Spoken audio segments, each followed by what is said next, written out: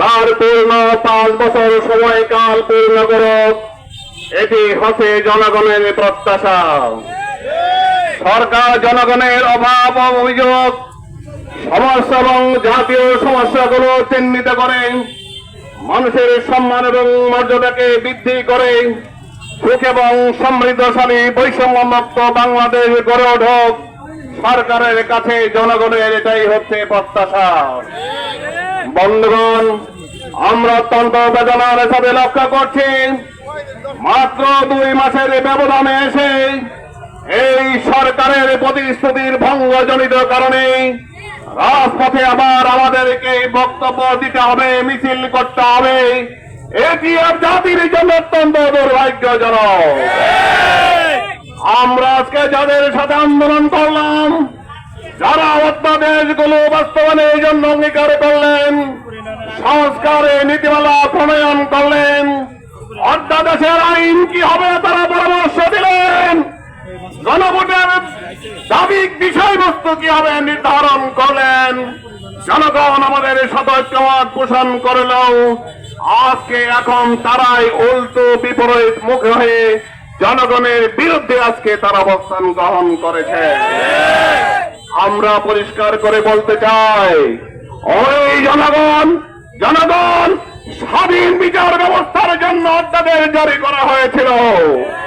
দুর্নীতি দমন কমিশন স্বচ্ছ প্রক্রিয়াতে কিভাবে গ্রহণ করা হবে তা নির্ধারণ করেছিল। গুণ এবং খুন নিরোধে করবে কি আইন প্রণয়ন করবে সবাই আমরা ঐক্যবদ্ধ হয়েছিলাম। এবং শুধু তাই নয়, যাদের ঐক্যমতের ভিত্তিতে আগামী সরকার কিভাবে গঠিত হবে সে মতো আমরা ঐক্যমত হয়েছিলাম।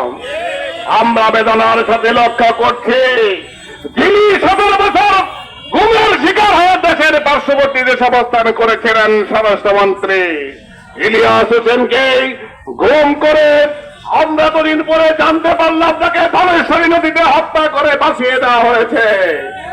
আজকে সেই গুম খুনের আইন বাতিলের জন্য ইলিয়াস হোসেনের স্ত্রী আজকে তার পক্ষে সরকারের পক্ষে মতামত ব্যক্ত করেছে। এটি আমাদের জন্য অত্যন্ত দুর্ভাগ্যজনক যে তিনি গুমের শিকার হয়েছেন, তার স্ত্রী আজকে তার বিচার চান না। ভাইরা আমার, কাজেই আমরা বলতে চাই এই সরকারকে অবিলম্বে তাদের প্রতিশ্রুতি বাস্তবায়ন করতে হবে।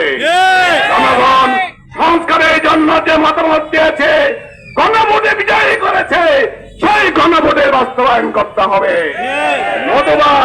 নতুবা আপনাদেরকে একইভাবে আন্দোলনের মুখে অসম্মানজনক অবস্থার মধ্যে আপনাদেরকে পড়তে হবে।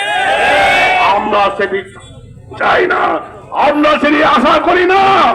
আমরা আশা করি জনগণের মতামতের প্রতি আপনারা সম্মান দেখাবেন, শ্রদ্ধা প্রদর্শন করবেন। ভাইরা আমার, কাজে আগামী দিনের এই জনগণের অধিকারের প্রশ্নে সবাইকে আমরা শরীক হওয়ার আহ্বান জানাই। এই পর্যায়ে আপনাদের